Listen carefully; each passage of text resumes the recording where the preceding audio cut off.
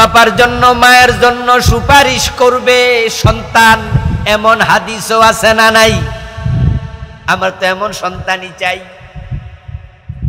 বরং সন্তান যদি ভালো হয়, সন্তান যদি আলেম হয়, কোরআনের আমলকারী হয়, আল্লাহ সন্তানের কারণে বাবা মায়ের মাথায় নূরের তাজ দেবে, এমন হাদিসও আছে। কি সৌভাগ্যবান বাবা, সন্তানের কারণে তার মাথায় আসবে নূরের তাজ। কি সৌভাগ্যবান মা, ভাগ্যবতী মা, সন্তানের কারণে আল্লাহ মাথায় নূরের তাজ দিয়ে দেবে। ক্বালা রাসূলুল্লাহ সাল্লাল্লাহু আলাইহি ওয়াসাল্লাম মান ক্বারাআল কুরআন ওয়া আমিলা বিমা ফি উলবিসা ওয়ালিদাহু তাজান ইয়াউমাল কিয়ামাহ দাউহু আহসানু মিন দাউনিশ শামস। রাসূলুল্লাহ বলেন, যদি কেউ কোরআন পড়ে, কেউ কোরআনের আলোকে আমল করে, তাহলে আল্লাহ ওই কোরআনের পাঠক আমলকারীর বাবার মাথায় মায়ের মাথায় নূরের তাজ দেবে, যার উজ্জ্বলতা হবে সূর্যের চেয়ে বেশি। প্রথমে শুনাইছি মামলার খবর, এখন শুনাইলাম নূরের তাজের খবর। সিদ্ধান্ত আপনার, আপনি কোনটা চান? কোরআন পড়লো ছেলে, আমল করলো ছেলে, নূরের তাজ পাবে বাবা, এটা কেমন কথা? আপনারা যারা কম বেশি বুঝাছে একটু জবাব দেন তো। চাকরি করে ছেলে, বেতন পাবে বাবা। কথা কয় না কেন লোকেরা? যেটা বোঝেন সেটা কোন? চাকরি করে সে বেতন পাবে কে? আরে ছেলে চাকরি করে বেতন পাবে কে? তো হাসরের দিন এটা কি হলো? হাদিসে হলো যে কোরআন পড়ে, যে কোরআন মানে, তার বাবার মাথা নূরের তাজ। অথচ দুনিয়ার নিয়ম তো এটা নয়। চাকরি করছেন আপনি, বেতন পাবেন আপনি, এটাই তো স্বাভাবিক। কিন্তু হাসরের মাঠে ব্যতিক্রম কেন? ব্যতিক্রম আল্লাহ এই জন্য করতেছেন, কারণ যেই ছেলে আলেম হলো, আলেম হওয়ার পিছনে বাবার ভূমিকা আছে না নাই?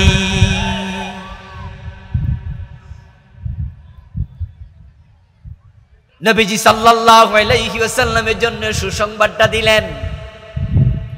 এখন আপনি বাবা, আপনি মা, আপনার সন্তানকে যদি আপনি আলেম বানান, সে কোরআনের পাঠক হয়, কোরআন আমল করে, আপনার এই ভূমিকার কারণে আল্লাহ তাআলা যে আমল করছে তারে তো পুরস্কার দেবেই, সাথে আল্লাহ বাবার মাথাও নূরের তাজ দিয়ে দেবেন। হাদিসে পাওয়া যায় যে বাবা জাহান্নামী, যেই মা জাহান্নামী, আমল ভালো নয়। সন্তান যদি জান্নাতি হয়, আল্লাহ জান্নাতি সন্তানকে তার পরিবারের এমন 10 জন মানুষকে সুপারিশ করার অনুমতি দেবেন, যেই 10 জন জাহান্নামী হয়েছে, সন্তানের সুপারিশে আল্লাহ মা বাবা সহ 10 জনকে জান্নাত দিয়ে দেবেন।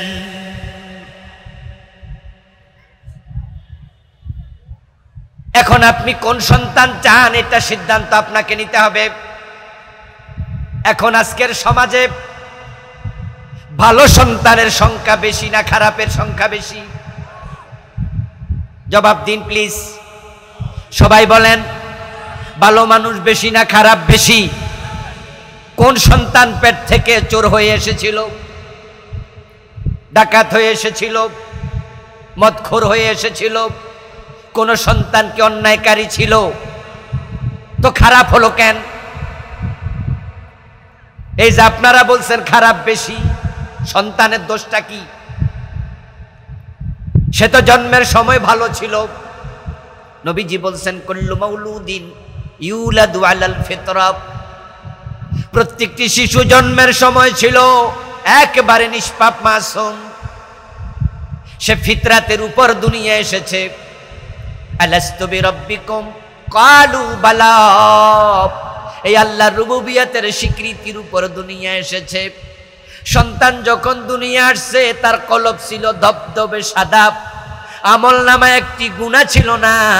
প্রত্যেকটা শিশু নিষ্পাপ, তাহলে সে পরে যে চোর হলো, ডাকাত হলো, সে যে সিটার হলো, খনি হলো, মাদক সেবী হলো, সে যে আজকে সিরিয়াল কিলার হলো, এ খারাপ হওয়ার পিছনে তার মা বাবা, তার পরিবেশ, রাষ্ট্রের ভূমিকা আছে না নাই?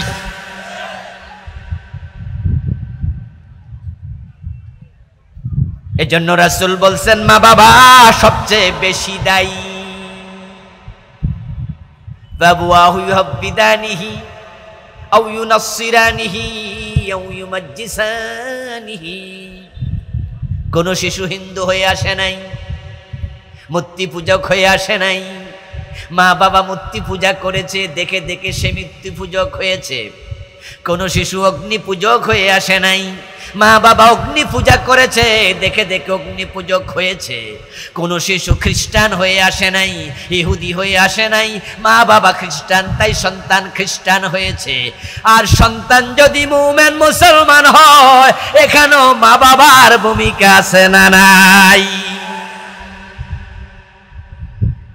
আপনি দেখবেন মা নামাজি, বাবা নামাজি, বাচ্চার বয়স মাত্র 2.5 বছর 3 বছর, এখনো হাফ প্যান্ট নিজে পড়তে পারে না।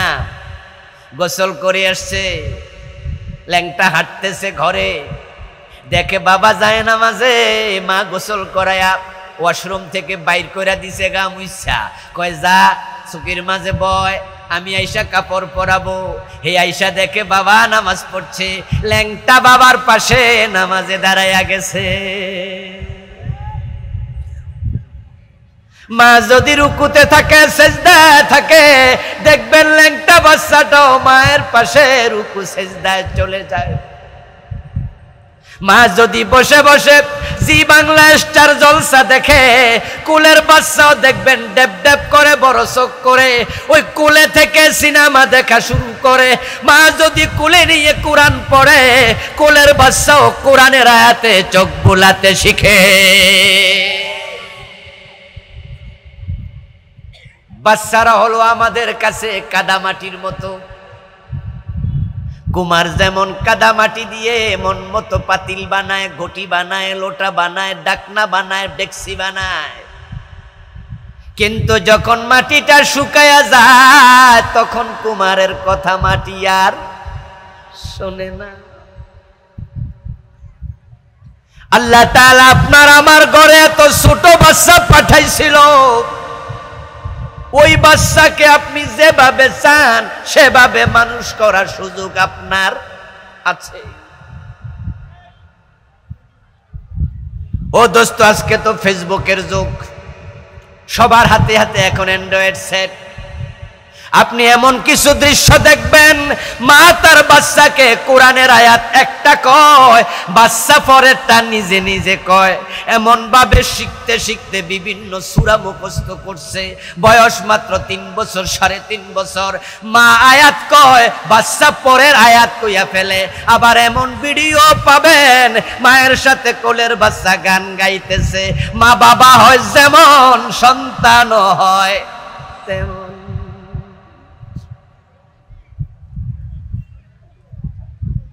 আমরা তো সবাই চাই আমাদের ঘরে ঘরে এমন সন্তান হোক, যার দিকে দুনিয়ায় তাকাইলে চোখ জুড়াবে, যে সন্তান আখিরাতে শাফাত করে সাথে করে জান্নাতে নেবে।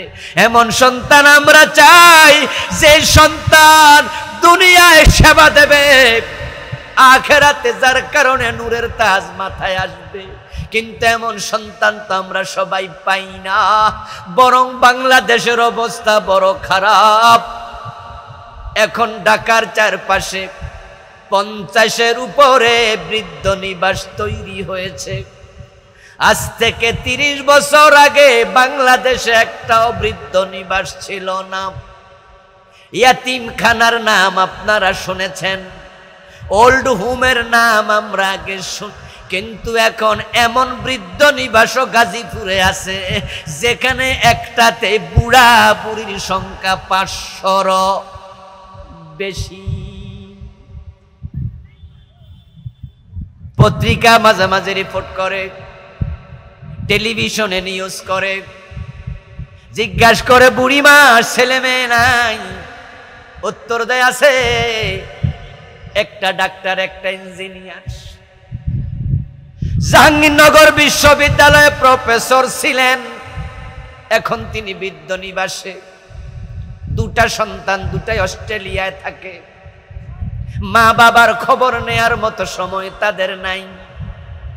ও প্রিয় ভাইয়েরা, বুড়া মা বাবাকে এখন তারা বৃদ্ধ নিবাসে দিয়া বউ বাচ্চা নিয়ে নিজের আরামে থাকতেছে। কখনো ভালো সন্তান মা বাবারে ওল্ড হোমে দেয় না। এতে বোঝা যায় সন্তানরা দিন দিন খারাপ হয়ে যাচ্ছে। বিয়ে করার আগ পর্যন্ত মা ছাড়া বোঝে না, বউ পাওয়ার পরে বউ ছাড়া বোঝে না। শুধু বউয়ের কথা শুনে মাকে গালি দেয়, গলা ধাক্কা দিয়া বাড়ি থেকে বের করে দেয়। এমন জালেম সন্তানও আছে না নাই? ঢাকায় গেলে মাঝে মাঝে, ঢাকায় গেলে দেখবেন, আমি মাঝে মাঝে দেখি দাড়ি একটাও কাঁচা না, সব পাকা, গালটা ভিতরে ঢুকে গেছে। তাকাইলে বুঝা যায় দাঁত একটাও নাই। বয়স 70 থেকে 80, কিন্তু রিক্সা চালাচ্ছে। এমন বুড়া মানুষ পাইলে আমি একটু খোঁজ খবর নেই, চাচা এ বয়সে রিক্সা চালান কেন? ছেলে মেয়ে নাই? অনেকেই জবাব দেয় হুজুর আছে, পোলা আছে, মাইয়া আছে, তো রিক্সা কেন চালান এই বুড়ো বয়সে? খোঁজ তো নেয় না, বিয়া করছে, আলাদা থাকে। এখন বুড়ির লইয়া কি করি, তাই ঢাকা চলে এসেছি। আপনারাই বললেন যে এমনটা হয়, খারাপ মানুষ বেশি। কোন সন্তান তো পেট থেকে খারাপ হয় নাই, কে খারাপ করলো? আরবি বিখ্যাত প্রবাদ, ইন্নাকা লা তাজনি মিনাশ শাউকি লি'নাবা। তুমি কাঁটাওয়ালা গাছ রোপণ করে আঙ্গুর ফলের আশা করিও না। আম গাছে জাম ধরে না, তাল গাছে বেল ধরে না। তুমি সন্তানকে ইসলাম অনুসরণ করে মানুষ করবা না, তাহলে বৃদ্ধ বয়সে সেবাও পাইবা না।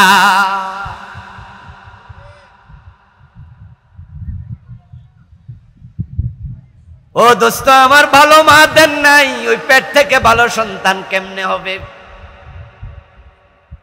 সন্তানের জন্য যা প্রাপ্য এটা দেন, তারপরে সন্তান আপনাকে দেবে কামা তাদিনু তুদান। আরবি প্রবাদ, বাংলা অর্থ হলো যেমন কর্ম তেমন ফল। ইসলাম আপনাকে যেভাবে সন্তান মানুষ করতে বলছে ওভাবে করেন, তাহলে সন্তান হবে ইসমাইলের মতো।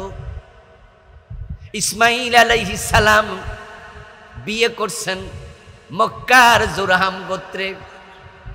বিয়ের কিছুদিন পর ইব্রাহিম আলাইহিস সালাম আসলেন। উনি থাকতেন ইরাকে, ওখান থেকে তিনি এসেছেন। এসে দেখেন ইসমাইল বাড়িতে নাই। জিজ্ঞাসা করলেন, ঘরে কেউ আছো নাকি? ভিতর থেকে নারী কণ্ঠে আওয়াজ, আমি আছি। তোমার স্বামী কই? বাসায় নাই। কখন ফিরবে? জানি না। তোমরা কেমন আছো? ভালো নেই। সহিহ বুখারীর riwayat অনুবাদ শোনাচ্ছি।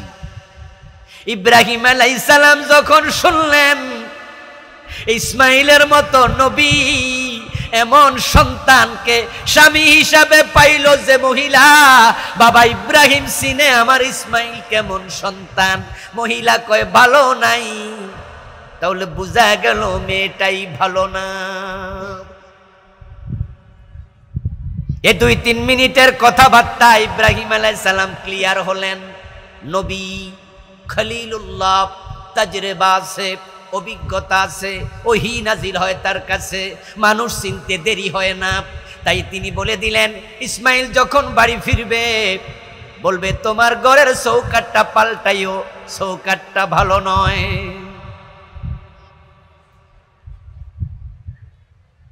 আপনার সন্তান বউয়ের কথা শুনে আপনারে গালি দেয়, আপনার সন্তান বিয়ের পরে বাবা ভুলে যায়, আর ইসমাইলের দিকে তাকান, বাবা একটা ইঙ্গিত করে চলে গেছে।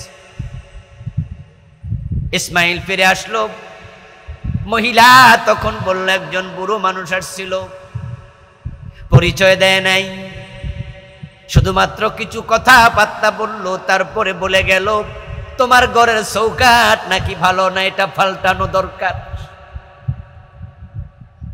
ইসমাইল আলাইহিস সালাম বুঝে ফেলেছেন সে বুড়া আমার বাবা ইব্রাহিম, ঘরে বসতে বলো নাই নাকি, কত দূর থেকে বাবা এসেছে, একটু আদর সমাদর করো নাই।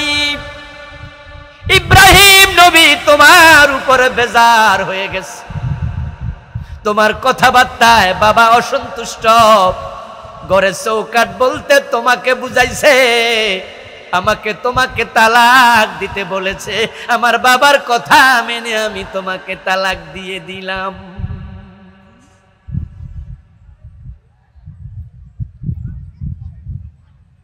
যেখানে বাবার ইঙ্গিত পেয়ে ছেলে বউ তালাক দেয়, কেমন ভালো ছেলে, আর আপনার পোলা বউ পাইয়া বাবারে গালি দেয়, মারে গালি দেয়। দোষটা আপনার সন্তানকে এক নম্বরে দিলে হবে না, আপনি ইব্রাহিমের মতো বাবা হতে পারেন নাই। এখন ইব্রাহিম ইসমাইলের মতো সন্তান কেন পেলেন? এবার একটু পিছনে গেলে দেখবেন ইসমাইলের মায়ের নাম হযরত হাজার, যাকে আমরা বলি হাজেরা। এমন অনুগতা স্ত্রী ছিলেন, এমন স্বামী ভক্ত স্ত্রী ছিলেন, এমন আল্লাহওয়ালা মহিলা ছিলেন, যখন ইব্রাহিম আলাইহিস সালাম বিবি হাজেরাকে ছেলে সহ কাবার পাশে রেখে চলে গেছেন, তিনি স্বামীর সাথে একটা কটু কথা বলেন নাই, এবং শুধু প্রশ্ন করেছিলেন ইব্রাহিম কোথায় যাও, ইব্রাহিম জবাব দেন নাই প্রথমবার, দ্বিতীয়বার আবার বললেন ইব্রাহিম কোথায় যাও, ইব্রাহিম আলাইহিস সালাম জবাব দেন নাই, তৃতীয়বার বললেন ইব্রাহিম আমাদেরকে বিরান ভূমিতে রেখে চলে যাও, এটা আল্লাহর অর্ডার নাকি? হযরত ইব্রাহিম পিছনের দিকে না তাকাইয়া মুখটা সামনের দিকে দিয়া শুধু জবাব দিছেন হাজেরা এটা আমার আল্লাহর অর্ডার। তখন হাজেরা জবাব দেয় টেনশন করো না, চলে যাও, আমার আল্লাহ যদি অর্ডার দেয় আমার আল্লাহ আমাকে ধ্বংস হতে দেবেন না।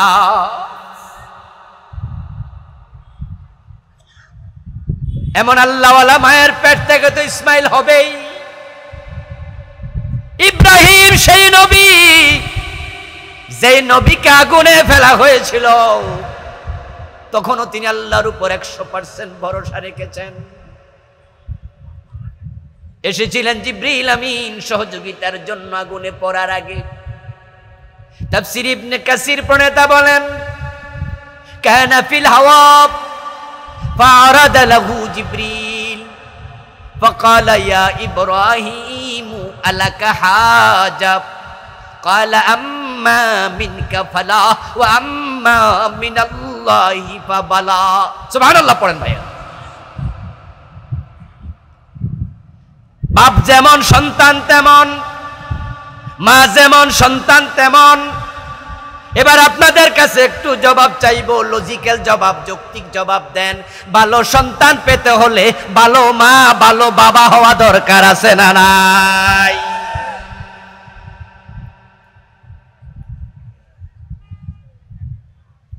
মা ভালো তো সন্তান ভালো।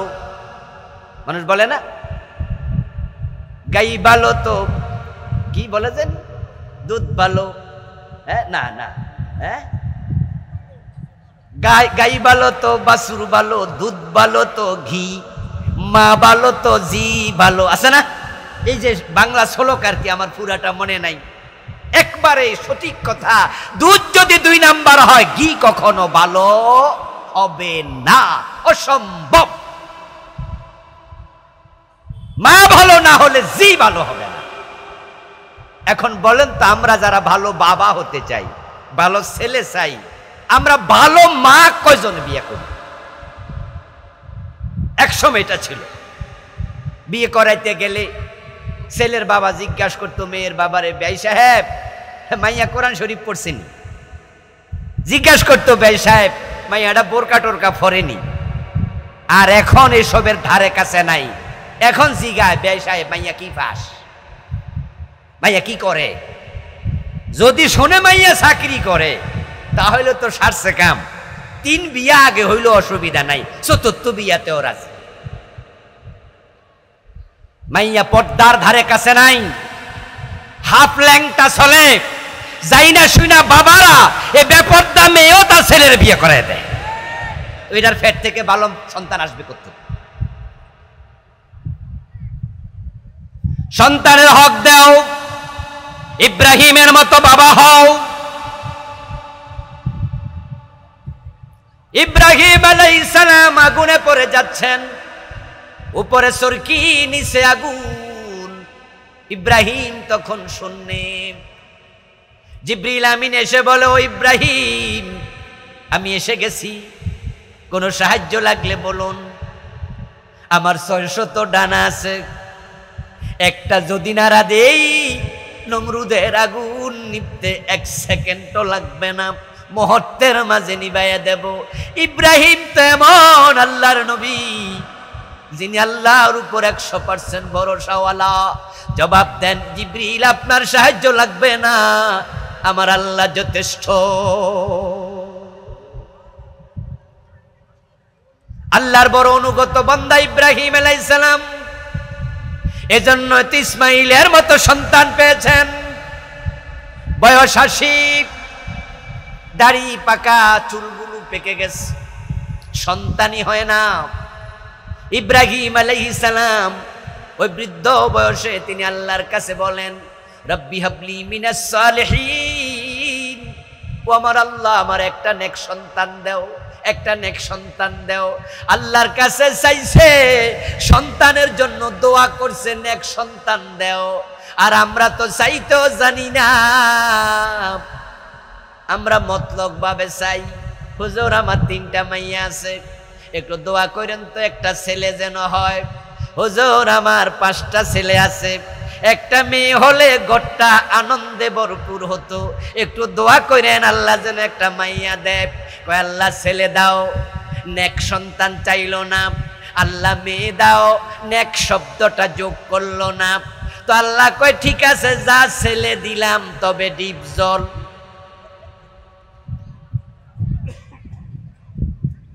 শুধু মাইয়া চাইলা যাও, মেয়ে দিলাম, এটা হবে ঐশী বেগম। ঐশী বাবা মারে জবাই করছে, তুই অপেক্ষা কর, চাইতে যখন জানোস না এমন একটা দিমু যেটা তোরে জবে করবে। এজন্য সন্তান চাওয়ারও সিস্টেম আছে না নাই? ইসমাইলের জন্মের আগে ইব্রাহিম দোয়া করছে, আল্লাহ নেক সন্তান দাও, না জন্মের পরে?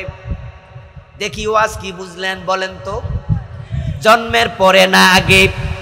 তো আপনারা সন্তানের জন্য জন্মের আগে কয়জন বাপে দোয়া করছেন? এই যে আপনি কোন হুজুর আমার ফোলাটা বালা না, তো হেতে যে খারাপ, এর জন্য জন্মের আগে কয়দিন দোয়া করছেন?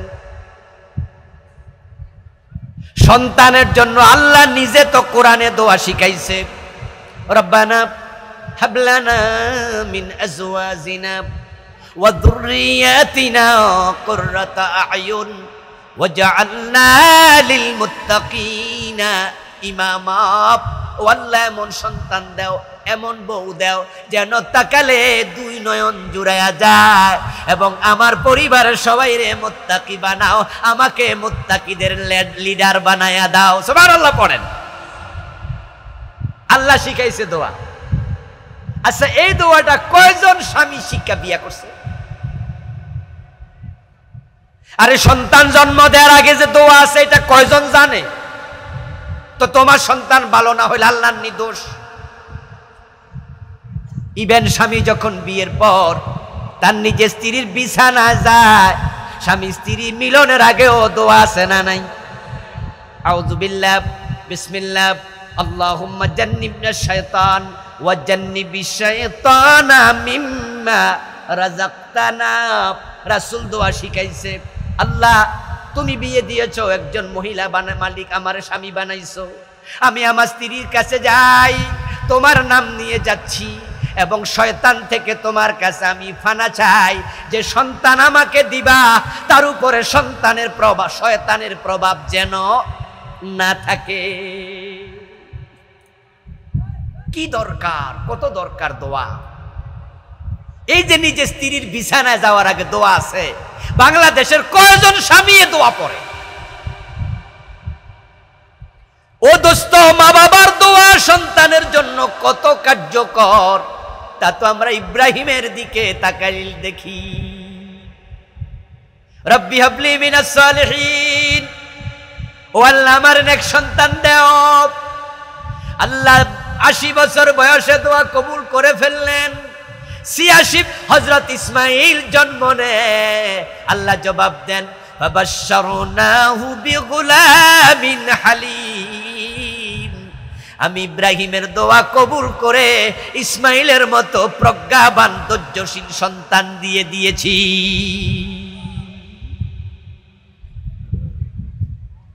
আপনারা যারা ভালো সন্তান চান তারা দোয়া করুন, দোয়া করুন, দোয়া করুন। আমরা চাইলেও হবে না, আল্লাহ যদি না দেয়। এই জন্য আমাদের চাওয়ার সাথে আল্লাহর চাওয়া অবশ্যই সংযোজিত হওয়া লাগবেই। ওয়া তাশাউনা ইল্লা আন ইয়াশা আল্লাহ। তোমরা চাইলে হবে না, কে চাওয়া লাগবে? জোরে বলে না ভাইয়েরা, কে চাওয়া লাগবে? এজন্য সন্তানের জন্য আল্লাহর কাছে দোয়া করেন বেশি বেশি। অভিযোগ করবেন না, শুধু অভিযোগ করবেন সন্তান ভালো না, কথা শোনে না, এটা না সেটা না। কি লাভ অভিযোগ করে? আপনি ভালো হন আগে, আপনি ইসলামটা মানেন আগে। হযরত আমিরুল মুমিনিন ওমর খলিফাতুল মুসলিমিন যখন ছিলেন, এক ব্যক্তি সন্তানের বিরুদ্ধে অভিযোগ নিয়ে গেল। হযরত ওমরের কাছে গিয়ে অভিযোগ করছে যে হুজুর, আমার ছেলেটা আমার কথা শোনে না, বড় বেতমিজ। হযরত ওমর তো অত্যন্ত মেজাজি মানুষ। তিনি বললেন যে কালকে তোমার ছেলেটাকে সহ আমার কাছে আসবে। পরের দিন বাবা যথারীতি তার ছেলেকে সাথে নিয়ে ওমরের দরবারে হাজির। ওমর রাদিয়াল্লাহু তাআলা আনহুর হাতে একটা লাঠি ছিল। তিনি লাঠিটা হাতে নিয়েই ওই ছেলের সামনে, বাবার সামনে ওনার চেয়ারে বসলেন। হাতে লাঠিটা নিয়ে বসে বলছেন, এই ছেলে দিকে আসো, তোমার বাবা গতকালকে এসে যে অভিযোগ করে গেল, তুমি নাকি মা বাবার কথা শোনো না, এটা কি ঠিক? অভিযোগ কি ঠিক? ছেলে বিনয়ের সাথে জবাব দেয়, আমিরুল মুমিনিন, আমার বাবার কথা বেঠিক নয়, আমার বাবা যা বলছে সব ঠিক। আসলে আমি একটু ঘাটতেরা টাইপের, কথাবার্তা শুনি না। তবে আমি যে শুনি না, মাঝে মাঝে আমি শুনতে চাই, কিন্তু আমি যে পারি না। আমিও তো ভালো হইতে চাই, কিন্তু পারি না। কেন যে পারি না আমি আমিরুল মুমিনিন এটাও বুঝি না। আচ্ছা আমিরুল মুমিনিন, আমি আপনার সাথে একটু বিনয়ের সাথে জানবো যে আমাকে যেভাবে মানুষ করা দরকার, এখানে কি কোনো ঘাটতি ছিল কিনা, আমি এই বিষয়ে একটু জানতে চাই। আচ্ছা, আমার বাবা মা আমাকে কিভাবে মানুষ করা উচিত ছিল, আমার কি কি হক ছিল যা তাদের দেয়া উচিত ছিল ছোটকালে? হযরত ওমর জবাব দেন, 1 নাম্বার হক ছিল তুমি একটা ভালো মা পাবে। মায়ের পেট হলো সন্তানের জন্য ইন্ডাস্ট্রি, ফ্যাক্টরি। মা হয় যেমন, সন্তান ঠিক তেমন হয়। মায়ের চরিত্র সন্তানের উপরে তির্যকভাবে প্রভাব বিস্তার করে। মায়ের কোল হচ্ছে পৃথিবীর সবচেয়ে বড় ইউনিভার্সিটি। এই জন্য আরবি একজন কবি কবিতা লিখছে, ওই কবিতার নাম দিয়েছে হাদনুল উম্মাহাত, হিয়াল মাদ্রাসা লিল বানিনি ওয়াল বানাত।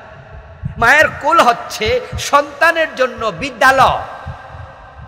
আসলে তো আমরা যে ভাষায় কথা বলি, এটাকে কি মাতৃভাষা বলে না পিতৃভাষা বলে? কথা না বললে তো মজা পাবো না। আপনারা সব আমারে দিয়ে কয়েন না, নিজেরাও কিছু কন। আমরা যে ভাষায় কথা বলি, মাতৃভাষা না পিতৃভাষা? কেন, বাবার কি কোনো ভাষা নাই? তো পিতৃভাষা কেন বলে না? মাদার টাং বলে কেন? আমাদের মুখের কথাকে মাদার টাং বলবে কেন? ফাদার টাং নাই? বাপেরা কি সব বোবা নাকি? কারণ হচ্ছে সন্তান বাপ থেকে শিখে যদি 20%, বাকি 80% মা থেকে শিখে। আমিও বাবা, আপনারাও তো অনেকে বাবা। আচ্ছা বলুন তো, আপনাদের সন্তানকে কোলে যে নিছেন, আপনি কতক্ষণ নিছেন আর তার মা কতক্ষণ নিছেন? আমার বন্ধু, সারাদিন যদি আপনার কোলে 2 বার চড়ে, মায়ের কোলে 100 বার চড়ছে, ঠিক না? সারাক্ষণ মায়ের লেজ ধরে থাকে, তার কাপড়ের আঁচল ধরে থাকে। তা মা যা বলে সন্তান তা শিখে। মা যদি ইংরেজি কথা বলে, সন্তান কোন ভাষায় বলে? মা যদি আরবিতে বলে, সন্তান কোন ভাষায়? মা যদি বাংলা বলে, সন্তান কোন ভাষায়? এজন্য এটারে মাতৃভাষা বলে। শুধু ভাষার প্রভাব না, মায়ের চরিত্রের প্রভাবেও সন্তান প্রভাবিত হবেই। এজন্য হযরত ওমর, রাসূলুল্লাহ সাল্লাল্লাহু আলাইহি সাল্লাম বলেছেন, এই মাইকলারা এগুলো লাগাইস না, গুতা গাতা লাগে বেটা, এগুলো এভাবে দিবেন না, হাতে ব্যথা হয়ে যাবে, অন্য জায়গায় দিবেন, প্লিজ খুলুন এটা। বলছিলাম জানি, রাসূলুল্লাহ বলছেন, তুনকাহুল মারআতু লি40। এই দুনিয়ার পুরুষেরা, তোমরা যখন বিয়ে করবা তখন তোমরা 4টা জিনিস দেখে বিয়ে করবা। 1 নাম্বার লি জামালিহা, 2 নাম্বার লি মালিহা, 3 নাম্বার লি হাসাবিহা, 4 নাম্বার লি দীনিহা। এটা বলার পর প্রিয় নবী আবার বলছে, ফাসফার বিজাতিদ দ্বীন তারিবাত ইয়াদাকা। 1 নাম্বার, বিয়ে করার সময় মেয়েটা দেখতে কেমন, সে সুন্দরী কিনা, এটা তুমি দেখিও। কারণ যদি তোমার চোখে সুন্দর না লাগে, দাম্পত্য জীবনে সুখ হবে না। এজন্য আপনারা বিয়ে করতে, বিয়ে করাইতে ছেলের মতামত নিবেন। ছেলেরে জিজ্ঞাসা করবেন যে, তোমার যে মেয়েটা আমরা বিয়ে করাতে চাই, পছন্দ হয়েছে? বাবাও জিজ্ঞাসা করবেন সন্তানকে, বাপ তোর মাইয়া পছন্দ হয়েছে নিকো। লজ্জার কিছু নাই, কারণ সংসার তো সে করবে। এমনও তো হতে পারে যেটা আপনার চোখে সুন্দর তার চোখে সুন্দর না। আবার এমনও হতে পারে যে আপনার পছন্দ হয় নাই, কিন্তু আপনার ছেলে বলতেছে, বাবা এই মেয়েটাই আমার ভালো লাগছে।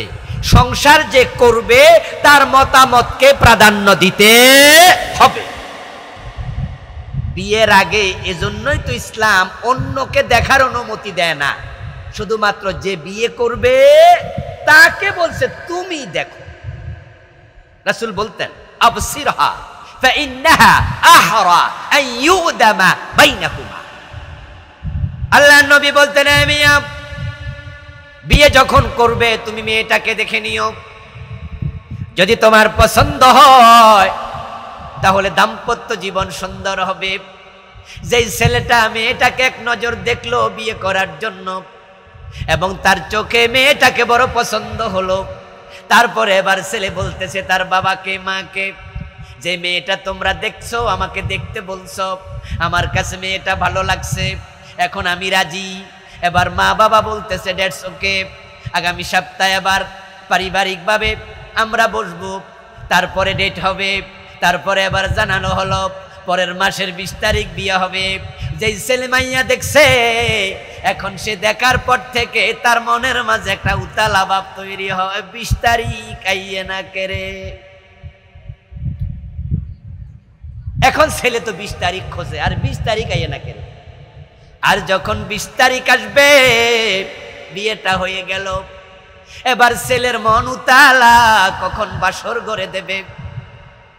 যদি মেয়েটাকে সে আগে না দেখতো তাহলে এত উতালাও হতো না, বাসরের অপেক্ষাও করতো না, বরং মনের মাঝে কনফিউশন কাজ করতো যে যারে বিয়ে করি আল্লাহই জানে দেখতে কেমন, আকর্ষণ থাকতো কম। রাসূল বলে, বিয়ের আগে মেয়ে দেখিও, তাহলে দাম্পত্য জীবন আকর্ষণ তৈরি হবে। সুবহানাল্লাহ। আপনাদের নোয়াখালী অঞ্চলে ফোলারে বউ দেখান তো, নাকি আবার দুলাবাইরে দেখান? অনেক জায়গায় আছে তো ফোলা দেখতে যায় না, 14 গোষ্ঠী যায়, কিন্তু ফোলারে নেয় না। এবং বউ দেখা অনুষ্ঠানে টেম্পু ড্রাইভারও দেখালায়। স্বাস্থ্য ভাই, খালতো ভাই, ফোলার দুলা ভাই, ফোলার জেডা তো ভাই, এবং যে ইয়েতে কইরা গেছে না, প্রাইভেট কারে কইরা গেছে দেখতে ট্যাক্সিওয়ালা, এহেতে কই চান্স আমিও কাজে লাগে, সবাই মিল্লা চায়, কিন্তু যে বিয়া করবো হে নাই। বরং ফোলা যদি কয় যে আমি যদি বউটা দেখতাম, তখন ফোলার মা কয় বেদ্দফ, মুরব্বীরা দেখছে তোর কি দরকার। এটা হলো জাহিলিয়াতের সিদ্ধান্ত। ইসলামের সিদ্ধান্ত হলো 14 গোষ্ঠী দেখবে না, শুধু কে দেখবে? যে বিয়ে করবে সে দেখবে, অন্যরা নয়।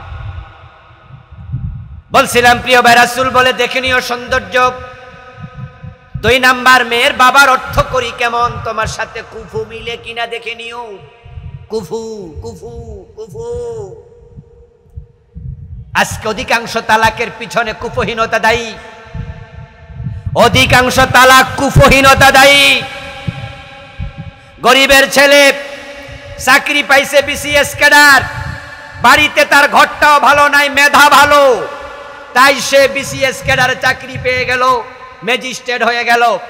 ম্যাজিস্ট্রেট হওয়ার পরে এবার বেটা মনে মনে ভাবে সচিবের মাইয়ার নিচে তো আমি বিয়ে করা ঠিক হবে না। ও বেটা, তোর তো বাড়িতে টিনের ঘর, সচিবের মাইয়া বিয়ে করতে যাস কেন? তুই বিসিএস ক্যাডার হইছ ভালো, বিসিএস ক্যাডারে চাকরিতে বেতন কত রে? মাত্র 22,000 টাকা স্কেল। 22,000 টাকা সহ সর্বসাকুল্যে বেতন পাইবা 35,000 থেকে কম বেশি। আর যে কোটিপতির মাইয়া বিয়ে করার ভাব ধরছ, ওই বেডি তো মাসে খরচ করে 50,000 টাকা, তোমার বেতন তো 30,000, ওই বেডিরে শোয়াইবা কই? আর যদি মাইয়া হয় প্রাইমারি স্কুলের টিচার, এখন মেয়ের বাবা রিক্সা চালাক, সিএনজি চালাক, গরিব বেটা মাইয়ারে ফরাইছে, মাইয়া এমএ পাস করছে, কইরা মেয়ে এবার প্রাইমারি স্কুলের টিচার। এখন তো সোনার ডিম পাড়া হাঁস, প্রতি মাসে বেতন পায় 18,000 20,000। মাইয়ার বাবা কয় তাহলে তো এমবিবিএস ডাক্তারের নিচে মাইয়া বিয়া আমি দিলে ঠিক হইব না। আচ্ছা, তুমি যে এমবিবিএস ডাক্তারের কাছে বিয়া দিবা, কোটিপতি আরেক বাবার ছেলের কাছে বিয়া দিবা, ওই বেয়াই যখন তোমার বাড়িতে আসবে বসার চেয়ার দিতে পারবা তো? লাগবনি 2 পরিবারের সংঘর্ষ? এজন্য লিমালি হক কুফু দেখো, যে যতটুকু আছো ততটুকুতে যাও। বিশেষ করে বলছি ছেলের বাবারা শোনো, ও বিবাহযোগ্য ছেলে, প্রিয় ভাই যুবক শোনো, জীবনে কোনোদিন তোমার স্ট্যাটাসের উপরের ফ্যামিলিতে বিয়ে করিও না। যদি করো তাহলে জামাইর মর্যাদা পাইবা না। এমন দরা খাইবা, জীবনে পস্তাইবা। কারণ তুমি যে উপরে চলে গেছো, ওই যে বলছি বিসিএস ক্যাডারে চাকরি হয়েছে, তুমি তো শত পিছা 30,000 টাকা 32,000 মাসে বেতন, এটা দিয়া বিয়া কইরা বউরে যে খাটে রাখবা, বউ তো আগে যে খাটে শুইছে ওটা তো ছিল বক্স খাট। তার বাবা তো 3.5 লাখ টাকা দিয়া খাট বানাইছিল, তার রুমে তো এসি ছিল। ওই মাইয়া তো যখন দুধ খায় তখনই প্রাইভেট কারে চড়ছে। ওই মাইয়া দেখছে তার মায়ের গলার নেকলেসের ওজন 5 ভরি, তোমার বেতন তো 32,000। এখন এই মাইয়ারে খুশি রাখবা কি দিয়া? মাইয়া যখন এসে দেখবে তোমার খাটের ধাক্কা দিলে ফায়া নড়ে, তোমার বলবে যে আমার একটা চেন আইনা দিতেন, তুমি তো স্বর্ণের চেন কিনবা, 1 ভরির দাম এখন 1.25 লাখ টাকা। তোমার কয় মাসের বেতন জমাইলে হবে? তোমার খরচ আছে না, মাসে 10,000 জমাইলে 1 লাখ জমাইতে তোমার 10 মাস লাগবে। এরপরে মেয়েটাকে সার্বিক থেকে খুশি রাখবা, তুমি পারবা না। দাম্পত্য জীবনে কলহ লেগে থাকবে, অভাব যখন দরজা দিয়ে ঢোকে, ভালোবাসা তখন জানালা দিয়ে পালাবে। তোমার বউয়ের বড় 3টা বোন আছে, ওরা সবাই এস্টাবলিশ ফ্যামিলি। যখন শ্বশুর বাড়িতে তোমরা 4 ভাইরা একসাথে হবে, ওই বড় 3 জন 3টা পাজারো জিপ নিয়ে এসে নামবে, আর তুমি সিএনজি নিয়ে নামবা। ওরা যখন নামবে তাদের ড্রাইভার গাড়ির পিছনে বনাট খুলবে, খুলে আঙ্গুরের বড় বড় বাক্সা, এক একটা 22 কেজি, আপেলের যে বাক্সা এটাতে 25 কেজি, এক একজনের 3টা-4টা বাক্সা না পাবে, আর তুমি ব্যাগের মাঝে 3.5 কেজি আপেল লইয়া যাইবা। তোমার শাশুড়ি তাকায়া দেখবে ফকিন্নির পুতের কাছে বিয়া দিছি। নিজের কাছে ছোট মনে হবে। এই জন্য বিয়ের সময় কুফু দেখবেন আপনার শিক্ষার সাথে মিলে কিনা, তারপরে দেখবেন বংশমর্যাদা। 4 নাম্বার রাসূল বলল দিনদারি দেখো। এটাই হলো আমাদের আলোচ্য বিষয়। এবার রাসূল বলেন ফাসফার বিজাতিদ্দিন তারিবাত ইয়াদাক। আল্লাহর বান্দা, প্রথম 3টা যদি কিছু ঘাটতি থাকে থাকুক, তবে দিনদারির মাঝে কোনো ঘাটতি রেখো না। যে মেয়ে পর্দা করে না সে মেয়ে তোমার বউ হতে পারে না।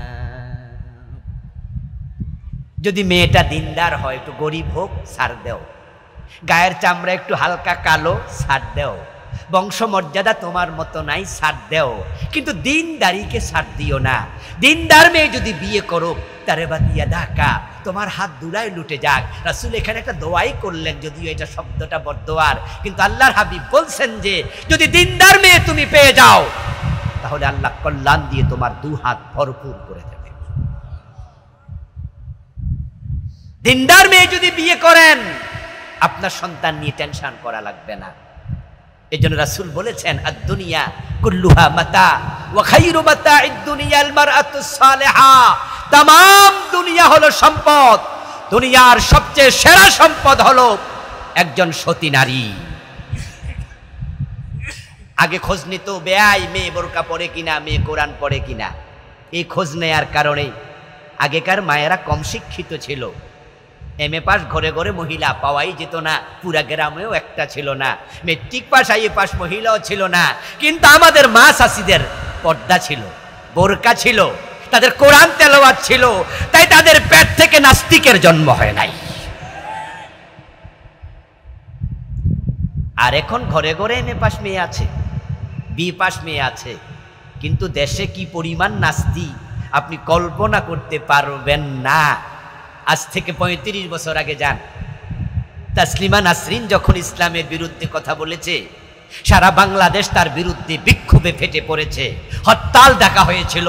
সে হরতালে আমিও ঢাকা সিটাং রোডের মাঝে ফজরের নামাজ পড়ছি। আমি তখন কুমিল্লা একটি মাদ্রাসার ছাত্র ছিলাম, ছোট্ট ছিলাম।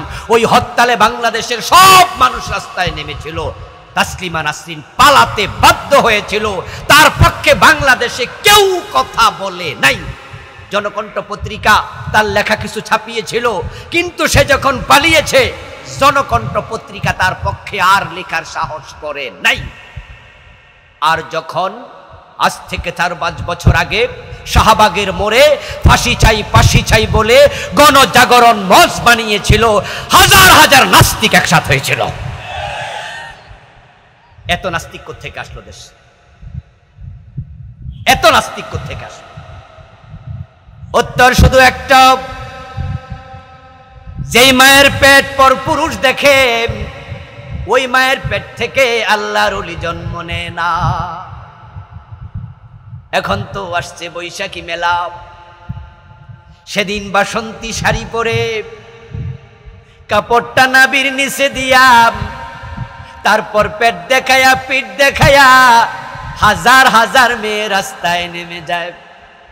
ঢাকা বিশ্ববিদ্যালয়ের চারুকলা থেকে এই যে রমনার বটমূল পর্যন্ত হাজার হাজার নারী কপালে বড় বড় টিপ দিয়া শাড়ি পইরা পেট পিঠ দেখায়া রাস্তায় নামে। পত্র পত্রিকায় দেখবেন কত ছেলে মেয়ের পিঠের মাঝে উল্কি আঁকতেছে। সুন্দরী সুন্দরী মেয়েরা ওড়নাটাও গায়ে নাই, বুকের এইখানে পর পুরুষকে উল্কি আঁকতে দিচ্ছে। এই যে পেট দেখায় পিঠ দেখায় বুকের সৌন্দর্য দেখায় রাস্তায় চলে, যেই বুকের সৌন্দর্য পর পুরুষ দেখেছে ওই বুকের দুধ পান করে ইমাম হাসান ইমাম হোসাইনের জন্ম হবে না। হাসান হোসাইন চাইলে ফাতেমার মতো মা হওয়া লাগবে।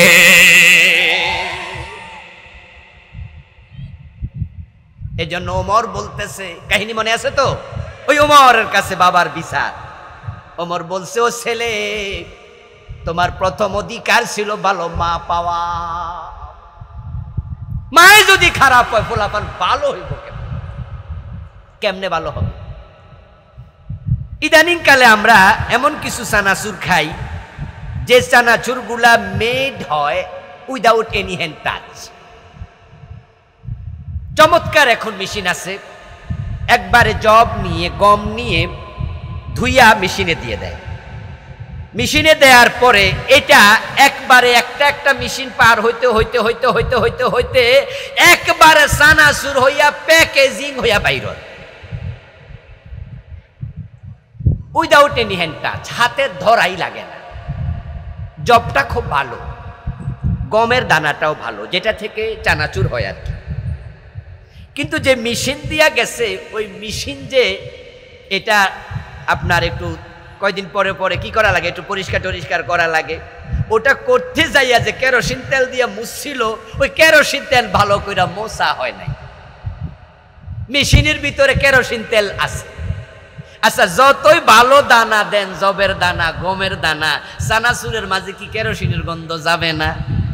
দানা তো ভালো, আসলো করতে মেশিন থেকে। বাপ ভালো মানুষ, মাওলানা, বাপ পিএইচডি হোল্ডার, ইউনিভার্সিটির টিচার, বাপ এলাকার বড় মসজিদের খতিব, কিন্তু মা ফেট দেখাইয়া ঘরে, ফিট দেখাইয়া ঘরে। মা জি বাংলার নাটক চায়, মা সিনেমা চায়, মা চরিত্র ভালো না।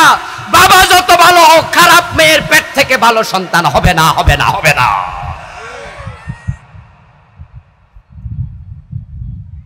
এজন্য মা এক নাম্বার, এক নাম্বার, এক নাম্বার। রাতের বেলায় হযরত ওমর ঘুরতে গেলেন, ঘুরতে গিয়ে দেখে ঘরের মাঝে কথার আওয়াজ শোনা যায়, মা মেয়ের কথোপকথন। মা মেয়েরে বলতেছে দুধে পানি মিশিয়ে দাও।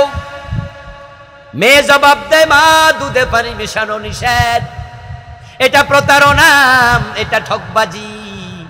ওমর যদি জানে উপায় নাই। তখন মা জবাব দেয়, পাগলি মেয়ে, এ গভীর রাতে ওমর জানবে কেমনে? মেয়ে জবাব দেয়, ওমর না জানু, ওমরের আল্লাহ তো দেখে। হযরত ওমর মা মেয়ের সংলাপ শুনে চলে আসলেন। সকাল বেলায় লোক পাঠালেন, যাও যাও ওই মা মেয়েকে আমার দরবারে নিয়ে আসো। দুজন হাজির হলো। হযরত ওমর ওই বৃদ্ধা মহিলাকে প্রস্তাব দেয়, আপনার মেয়েটাকে আমার পুত্র বধূ বানাতে চাই। সেদিন মহিলা আশ্চর্য হয়ে বলেছিলেন, আমিরুল মুমিনিন, কি যে বলেন, আমার মতো গরিবিনী আমার মেয়ে আপনার পুত্রবধূ কেমনে হয়? হযরত ওমর বলেন, কারণ গত রাতের সংলাপ। যে মেয়ের কলবের মাঝে, অন্তরের মাঝে আল্লাহর ভয় আছে, আমার পুত্রবধূ হওয়ার জন্য এটাই বড় যোগ্যতা, এটাই বড় যোগ্যতা।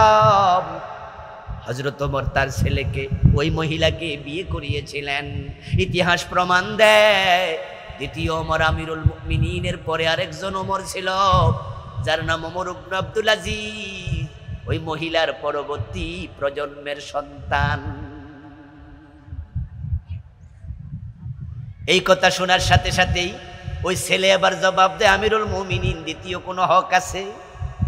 হযরত ওমর বলতেছে, হ্যাঁ, দ্বিতীয় হক হলো তোমার ভালো একটা নাম রাখা, কারণ মানুষের উপরে তার নামের প্রভাব আছে। ছেলে কয়, আমিরুল মুমিনিন, আর কোন হক আছে? হযরত ওমর বলে, তৃতীয় হক হলো তোমাকে তোমার বাবা কোরআন শিক্ষা দেবে, কারণ যে ব্যক্তি কোরআন পড়ে, কোরআন তাকে জান্নাতের পথ দেখাবে। এখানে যাওয়ার পরে ছেলে বলছে, আমিরুল মুমিনিন, আর দরকার নাই, আমি বুঝে ফেলেছি আমি কেন ভালো হতে পারি না। আমার বাবা তো এখানেই হাজির, এক নাম্বার হক ভালো মা আমি পাই নাই। আমার বাবা বিয়ে করছে এক দাসী, আর দাসীদের চরিত্র কেমন হয় আপনি জানেন, তারা কত হাতে হাত বদল হয়। আমার মায়ের চরিত্র আমার ভিতরে আছে। দ্বিতীয় হলো আমার নাম রাখা দরকার ছিল ভালো নাম, আমার বাবা আমার নাম রেখেছে হাফল। হাফল মানে চামচিকা। চামচিকা আপনারা চিনেননি? আগে তো এক সময় সনের ঘর ছিল, আপনাদের দেশে ছিল না সনের ঘর? সনের ঘরের কোনার মাঝে মাগরিবের সময় একটি পাখি ছিল না, ছোট ছোট, ফুরুত ফুরুত কইরা বাইর হইতো। আমাদের কুমিল্লা বলে চামচিকা, শুদ্ধ ভাষা হতো। আপনারা কি বলতেন? সাইয়া। আচ্ছা হোক, চিনলে হলো। ওই পাখির গতি কম না বেশি, স্থির না অস্থির, নাম হলো হাফল। হাফল মানে চামচিকা। বলে আমার চরিত্রের মাঝে নামের প্রভাব, আমি ঠিক থাকতে চাই, পারি না, সিদ্ধান্ত নেই ভালো হব, একদিন পরে উল্টে যাই। 3 নাম্বার, আমার বাবা হাজি কোরআন শিখাবে দূরের কথা, আমার একটা সূরাও শিখায় নাই। হযরত ওমর হাতের লাঠিটা তোলা দিলেন। হাতের লাঠি তোলা দিয়া ওমর বলে, ও বেটা বাবা, বিচার তো ছেলের না, বিচার তোর হওয়া দরকার। কারণ তুমি তো সন্তানের হক আদায় করো নাই। আজকে সন্তানের কাছে তুমি হক দাবি করো কেমনে? এবার আপনারাই বলুন তো, ভালো সন্তান পাওয়ার জন্য মা বাবার দায়িত্ব পালন করা দরকার আছে না নাই? আচ্ছা, ছেলের সামনে বাবা যদি বিড়ি টানে, এই ছেলে কি গাঁজা টানবো না? ছেলের সামনে বিড়ি টানে এমন বাবা এই সমাজে আছে না নাই? টানে মানে ফুল আরে দিয়া বিড়ি ধরাইয়া টানে। জোহরের টামে খাইয়া, দুপুর বেলার খাবার খাইয়া, খাটে শুইয়া, পায়ের উপর পা তুইলা পরে আবার ডাক দে, কইরে যায় পাক করতে বিড়িটা ধরাই আনতো বাবা। ফোলার হাত দিয়া বাবা বিড়ি ধরায়, কত বড় জালেম! এই ফোলা এবার কি করে, পাক ঘরে যাইয়া বিড়িতে আগুন লাগাইয়া বাবার কাছে আইনা দেয়। তো দিলে বাপে এবার বিড়ি মুখ দিয়া টান মাইরা এবার চোখ বন্ধ কইরা ধোঁয়া ছাড়ে, সাইরা এবার চোখ মেললা আবার ছায়, ধোঁয়া কোন দিকে যা। ওই ফিসি তো মনে মনে ভাবে, এটার মাঝে কি মজা যে আছে শুধু আল্লাহ যা।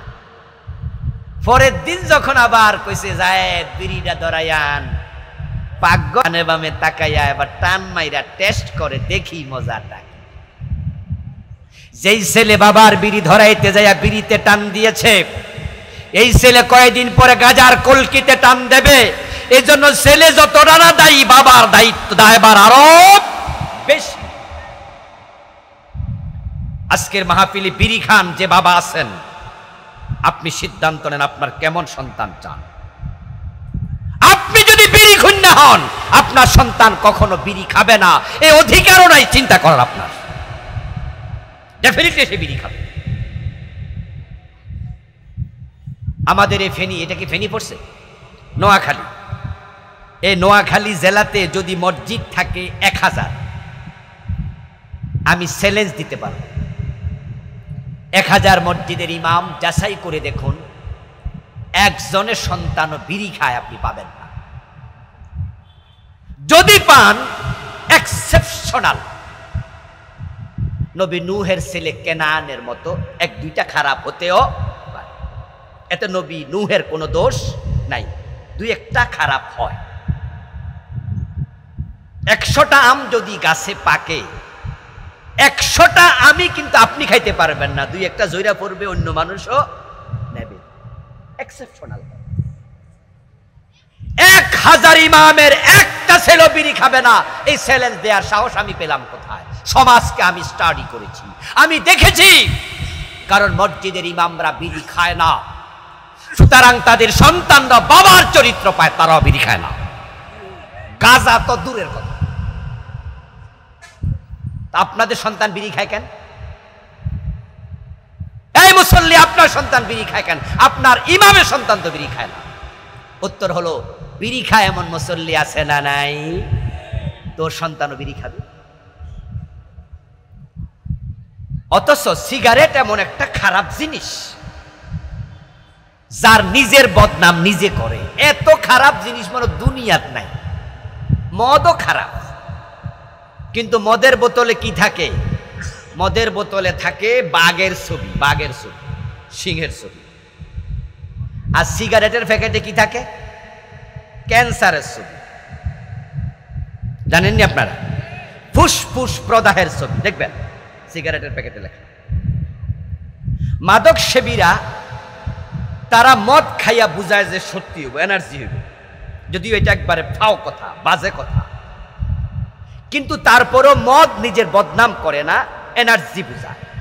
কিন্তু সিগারেট একমাত্র জিনিস যেটার গায়ে লেখা থাকে সংবিধিবদ্ধ সতর্কীকরণ, ধূমপান নিষেধ। লেখা থাকে ধূমপান বিষপান, অতএব সাবধান।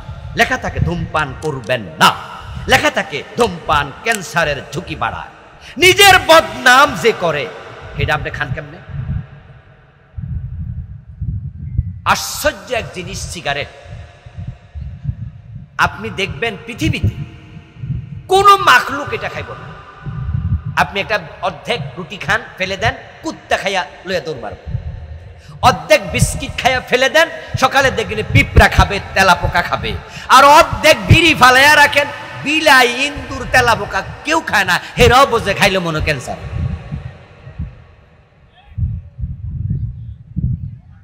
অথচ টয়লেটে বইয়াও বিড়ি খায় এমন লোক আছে না নাই? রুচি যে কই নামছে, ইবলিসও মনে কয় তুই করস কি রে টয়লেটে। আস্তাগফিরুল্লাহ। আমার বন্ধুর সন্তানকে বাবা মিথ্যা শিখায়, মূল্যবোধ পরিবার থেকে দাও, আদর্শ পরিবার থেকে শিখাও। তোমার মেয়েটা ছোট, তোমার ছেলেটা ছোট, স্কুল থেকে এসেছে, তার যে স্কুলের ব্যাগ ছিল, ব্যাগ খুলে দেখেন সেখানে পেন্সিল দুটা, অথচ তাকে আপনি একটা দিয়েছিলেন। আপনি জিজ্ঞাসা করলেন বাবা পেন্সিল দুটা আসলো কোত্থেকে? আপনার ছেলে জবাব দেয়, মেয়ে জবাব দেয়, টেবিলের মাঝে পেয়েছি, আমার পাশে যে বসছে ওর পেন্সিল, এটা আমি নিয়ে এসেছি। আপনি মুস্কি হাসি দিয়া কন মাশাআল্লাহ বুদ্ধি আছে।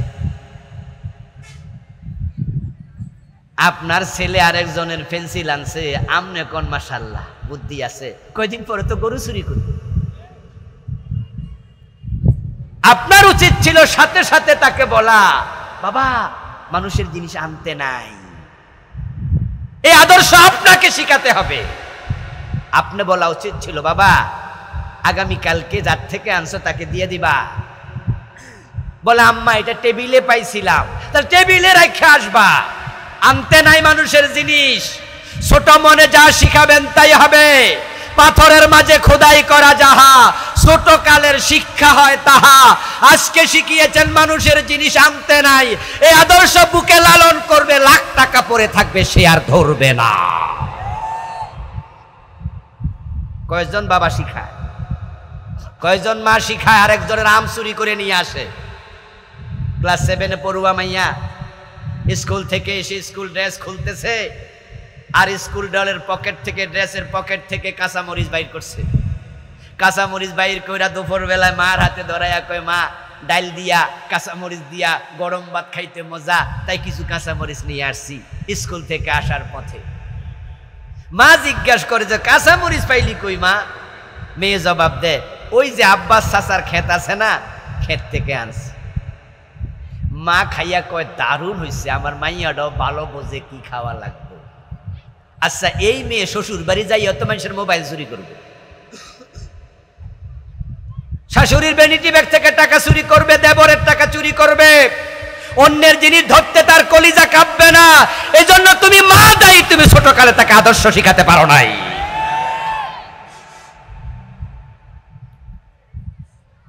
আমার বন্ধু হযরত ওমর শিখালেন কোরআন শিখাতে হবে। এখন কোরআন কয়জনে শিখায়? ছেলে ব্যারিস্টার একটা, ডাক্তার একটা, ইঞ্জিনিয়ার একটা, মানুষের কাছে গল্প করে পরিচয় দেয়। কিন্তু মোরে দেখো এমন সন্তানও বানাইছো ব্যারিস্টার, ওজুর 4টা ফরজও জানে না। এমন ডাক্তারও আছে কেমনে জানাজার নামাজ পড়ে নিয়তটাও জানে না। সবাই না, অনেকেই। জেনারেল শিক্ষিত লোকেরা সূরা ফাতিহা অনেকে বিশুদ্ধ জানে কিনা প্রশ্ন করলে বলবে হুজুর আমরা তো জেনারেল শিক্ষিত মানুষ, এটা আসলে কি ঠিক হয়? এজন্য আমার দেশ দায়ী, এই দেশে শিক্ষা ব্যবস্থা দায়ী। 71-এ দেশটা স্বাধীন হয়েছে, মুসলমানের নামে স্বাধীন হয়েছে। 47-এ যখন দেশটা বিভক্ত হয়, 1757 থেকে 1947 পর্যন্ত 190 বছর ইংরেজরা চালাইছে। ইসলামী, কৃষ্টি, কালচার, তাহজিব, তামাদ্দুন সব ধুয়ে মুছে নষ্ট করে দিয়েছে। 47-এ দেশ হয় বিভক্ত, হিন্দুদের জন্য হিন্দুস্তান, মুসলমানের জন্য পাকিস্তান। কিন্তু পরিতাপ হলো মুসলমান তাদের সিলেবাসে কোরআন হাদিস ঢুকাতে ব্যর্থ হয়েছে। 47 ঢুকায়নি। 71-এ দেশ যখন আবার স্বাধীন হয়, নতুন করে আবার সংবিধান হলো, শিক্ষানীতি হলো। 71-ও কোরআনকে সিলেবাসে ঢুকাতে পারে নাই। প্রাইমারিতে কোরআন নাই, হাই স্কুলে কোরআন নাই, কলেজে কোরআন নাই, বিশ্ববিদ্যালয়ে কোরআন নাই। আমার সন্তানরা মানুষ হবে কিভাবে? তারা তো ক্লাস 1 থেকে শুরু করে মাস্টার্স লেভেল পর্যন্ত এমন সিলেবাস পেয়েছে, যেই সিলেবাস আল্লাহর কোরআনটা দেখে দেখে শিখাতে পারে নাই।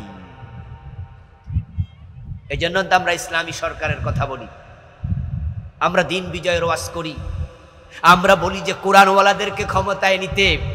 এই 54 বছর যারা দেশ চালিয়েছে, এই মানুষগুলো কোরআনকে সিলেবাসে ঢুকায় নাই। ইংরেজি করেছে এসএসসিতে 200, অঙ্ক করেছে 200, বাংলা করেছে 200, কম্পিউটার সায়েন্স করেছে, বিজ্ঞানের ফিজিক্স, কেমিস্ট্রি, বায়োলজি কত কিছু করেছে, শুধু কোরআন করেনি। তাদের কাছে দুনিয়ার মূল্য আছে, আখিরাতের মূল্য নাই। ওই কোরআনটা সিলেবাসে না থাকার কারণে আপনারা এমএ পাস করছেন, অনেকে বিশুদ্ধ কোরআন তেলাওয়াতটাও পারেন না। আপনারা কি মেধাবী নন? আপনার ছেলে ব্যারিস্টার হতে কতটি বই ইংরেজি মুখস্থ পড়ছে, ডাক্তার হতে কি পরিমাণ লেখাপড়া করেছে, ইঞ্জিনিয়ার হতে কি পরিমাণ লেখাপড়া করেছে।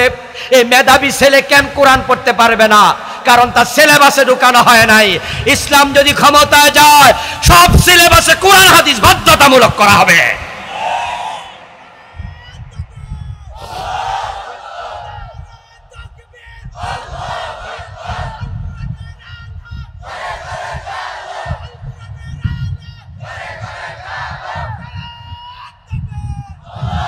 আমার প্রিয় ভাইয়েরা, সন্তানকে আদর্শ পরিবারে শিখাবেন।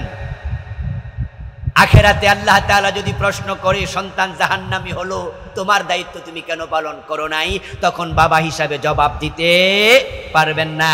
দেশটা যে কোন দিকে যাচ্ছে ভাবা বড় কঠিন। ইউনিভার্সিটি থেকে পাশ করা অসংখ্য ছেলে আজকে ইয়াবাসক্ত, মাদকাসক্ত হয়ে যাচ্ছে। আপনার সন্তানের হাতে কোরআন যদি তুলে না দেন, হতে পারে ভার্সিটিতে সৎসঙ্গে স্বর্গবাস, অসৎসঙ্গে সর্বনাশ। এমন ক্লাসমেট আছে, রুমমেট আছে, যারা প্রকাশ্য দিবালোকে ইউনিভার্সিটিতে সিগারেট টানছে, গাজার কলকি টানতেছে। ইন্টারমিডিয়েট পর্যন্ত সন্তানকে ভালো রাখবেন, চোখে চোখে রাখবেন। কিন্তু এরপরে কি হবে? যখন ঢাকা ইউনিভার্সিটি ভর্তি হবে, যখন জাহাঙ্গীরনগরে ভর্তি হবে, তখন তার চোখে চোখে রাখতে পারবেন না। আপনার সন্তান তো সেখানে খারাপের সাথে মিশে মাদকাসক্ত হতে পারে। এখন কি করবেন? আপনি কি সন্তানকে মাঝে মাঝে মোবাইলে কল দিয়ে প্রশ্ন করবেন নাকি ছেলেকে, বাবা তুই কি মদ খাস কোনো?